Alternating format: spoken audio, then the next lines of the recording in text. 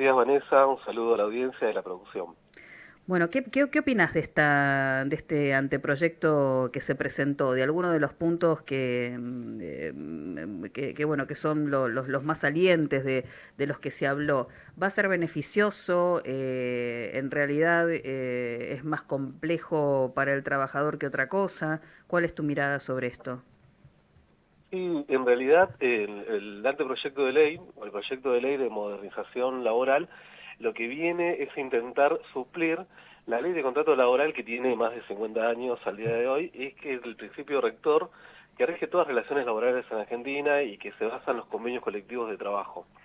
Nosotros destacamos que esta modernización en sí, lo que nosotros entendemos, básicamente viene a precarizar algunos aspectos que ya estaban impuestos por la ley de contrato laboral, y los separamos, como para no hacerlo tan extenso, cinco principios básicos que se modifican y que estarían, a nuestro entender, atentando ante el trabajador. Ten en cuenta, Vanessa, que la ley de contrato laboral tiene un principio rector que es indubio pro operario, que es el principio más beneficioso siempre para el trabajador, y en este caso algunos de esos puntos estarían vulnerados.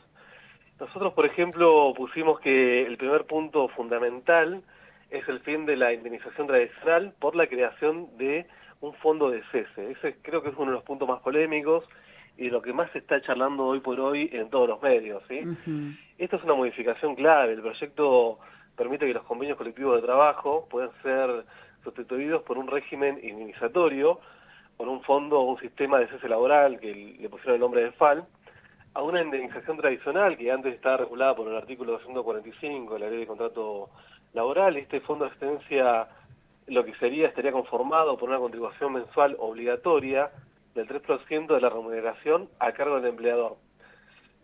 Lo cual, antiguamente, si el empleador, por ejemplo, trabajaba un año y era despedido, cobraba un año de sueldo directamente al momento del despido, y en el caso del fondo laboral, lo que cobraría sería un 3%, lo que sería mucho menor a lo que cobraría previamente en el caso de ser despedido, y no se tendrían en cuenta algunos de los aspectos claves que indica la ley de contrato laboral, que sería, por ejemplo, vacaciones no tomadas, bueno, todo lo que sería regulatorio, ¿no? En ese sentido, el trabajador eh, estaría perdiendo parte de su indemnización, por lo menos así lo entendemos. Y con respecto al banco de horas, porque también se habla de que la jornada laboral podría llegar a flexibilizarse. eh, Algunos dicen que esto tal vez podría llegar a ser positivo, pero muchos dicen que, bueno, opinan lo contrario. Sobre el banco de horas, ¿en qué consiste? ¿Qué nos podés contar? Sí, sí, sí, era otro de los puntos claves que nosotros tomamos como referencia en cuanto a la ley de modernización laboral que está siendo planteada por la Cámara. Entendemos que el banco de hora en la actualidad, es una flexibilización extrema en cuanto se autoriza al empleador y al trabajador a acordar un régimen de compensación extraordinaria de horas. En la ley actual, las horas extras se pagan con un recargo del 50 o del 100%, y esto desalienta al empleador a utilizarlas en exceso. Con la nueva reforma, en lugar de pagar un 50% de recargo, el 100 en efectivo al el empleador, al darle horas de descanso en el futuro, lo que hace es legaliza al empleador a utilizar el trabajo en picos de demanda para así poder asumir el costo laboral extra inmediato, compensando en posterior con horas de descanso, ¿sí? Lo que nosotros estamos viendo que esto puede ser un principio básico en cuanto al artículo 12 de la Ley de Contrato Laboral, que habla del principio de irrenunciabilidad, lo cual las horas extras no se pueden renunciar, y el banco de horas que no haya sido impuesto y que no sea voluntario atenta contra la salud psicofísica del trabajador, de poder trabajar de 8 a 12 horas y ser compensado en posterior con horas de descanso. Ujú. Otro de los puntos que se mencionaba era un cambio con respecto a los convenios colectivos de trabajo, que en realidad se pretende que los convenios colectivos de trabajo, tal como los entendemos hasta ahora, no existan, que se puedan llegar a negociar por empresa y que se fijen solamente algunos puntos, por caso que cambie la concepción de lo que hasta ahora plantean los convenios colectivos y que las actividades fijen un máximo que se pueda ganar y no un piso, digamos, para que a partir de allí se pueda negociar. Sobre esto, ¿qué sabes sobre esta nueva dinámica que se propone y, a tu entender, cómo terminaría impactando si esto llega a concretarse? Sí, tengamos en cuenta que los convenios colectivos de trabajo, eh, todo lo que sea asociaciones gremiales, lucha sindical, las tutelas gremiales y demás, están reguladas por el artículo 14 bis de la Constitución Nacional, lo cual la Constitución Nacional es la máxima jerarquía en cuanto a las normas y leyes al nivel nacional, ¿no? Está por encima de la pirámide. En cuanto a los convenios colectivos, vos bien lo mencionabas, ¿sí? La propuesta es que en el año de aplicación de esta ley de modernización laboral se sienten las partes a discutir un nuevo convenio colectivo de trabajo y quienes no hayan discutido este convenio y no lo hayan aplicado, el convenio queda en desuso, ya no lo podrán usar si en el plazo de un año no lo han podido aplicar. Vos mencionabas muy bien de que la nueva propuesta de la ley de modernización establece que los convenios colectivos de trabajo van a fijar un tope máximo en cuanto a lo salarial y también hay algunos convenios específicos de ciertos rubros que indican ganancias compartidas de ciertas empresas, como hay una empresa Pirelli que el excedente de ganancia de esa empresa, lo que se recauda, después se reparte entre los empleados, esto quedaría nulo también, y hay ciertos aspectos de los convenios colectivos que también se estarían desarticulando, como por ejemplo las asambleas dentro de un establecimiento, va a requerir previamente la autorización del empleador para poder realizar una asamblea y se puede devengar de los salarios, o sea, esas asambleas tampoco estarían pagas, se desalientan las prácticas sindicales, que esto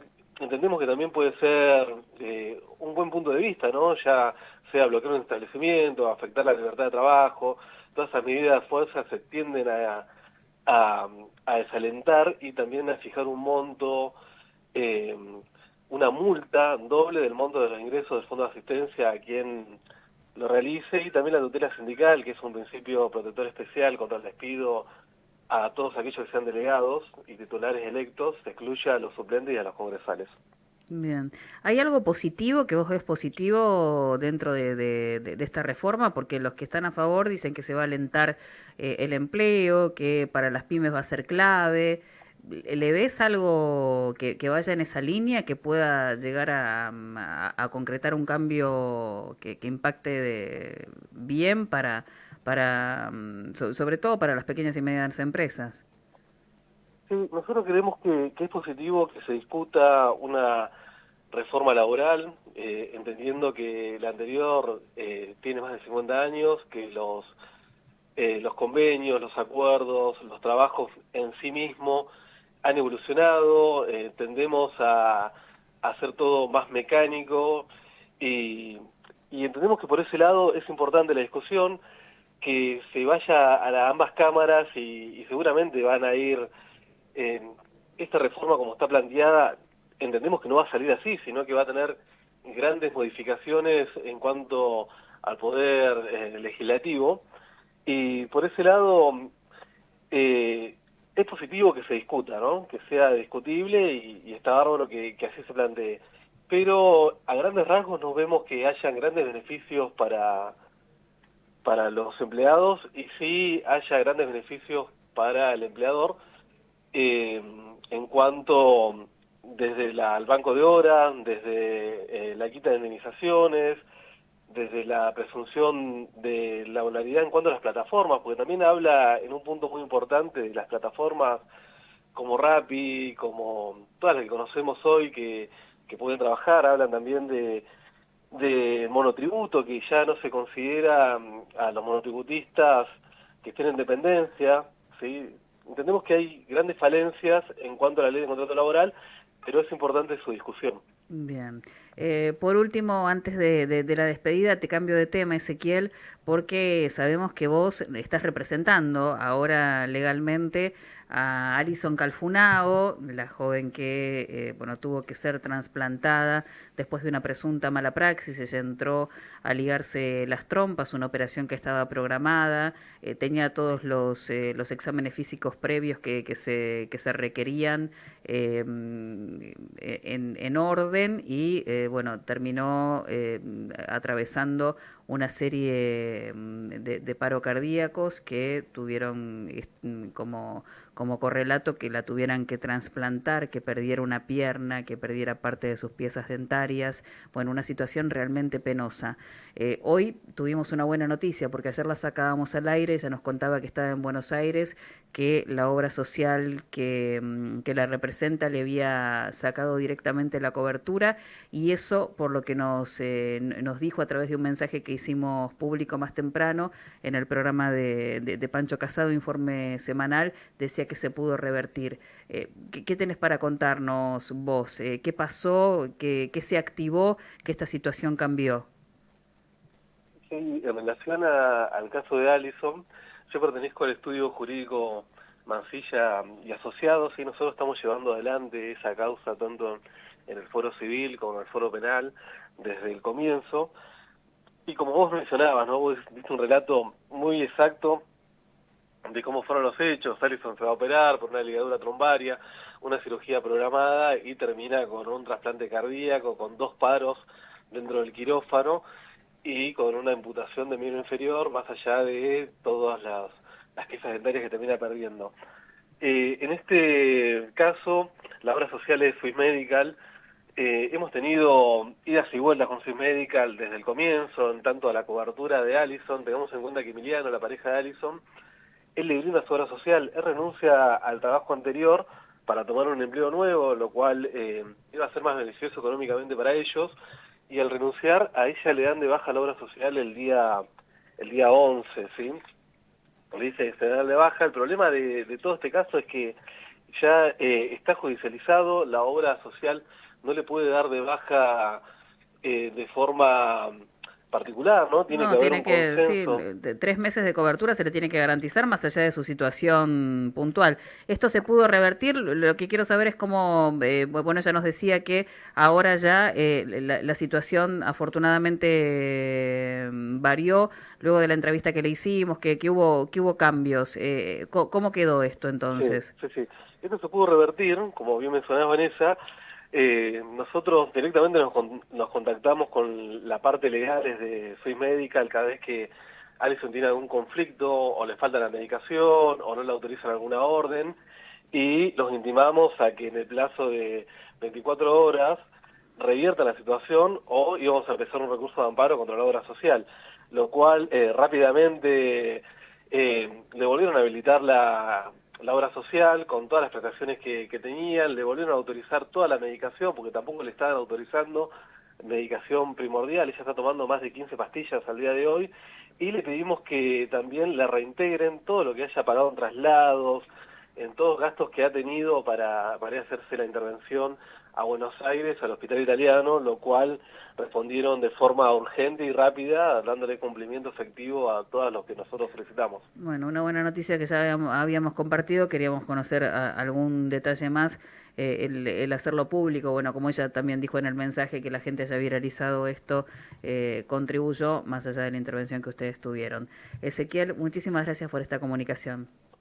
De nada, Vanessa, yo quería mencionar algo más en el caso de Alison. La obra social, ella está en extrema vulnerabilidad y la llevan todo el tiempo al extremo, ¿sí? Lo que Ujú. hacen es llevarla a un punto límite. Nosotros entendemos que es para que se canse, porque le autorizan algo y después se lo niegan, llega al lugar y no está la autorización, nos falta una firma, tiene que mirarme, y hasta que nosotros no intervenimos, la obra social no libera ese tipo de autorización, lo cual es desgastante para Alison. Sí. Sí, bueno, esperemos que ahora con esta determinación y todas estas acciones eso haya quedado en el pasado y sea completamente diferente la situación con la que, bueno, con la que se enfrente, ¿no? En su cotidiano, porque necesita de toda esta cobertura más que nadie, teniendo en cuenta su cuadro de salud. Gracias por la charla, reitero. De nada, Vanessa. Hasta Buen fin luego. de semana.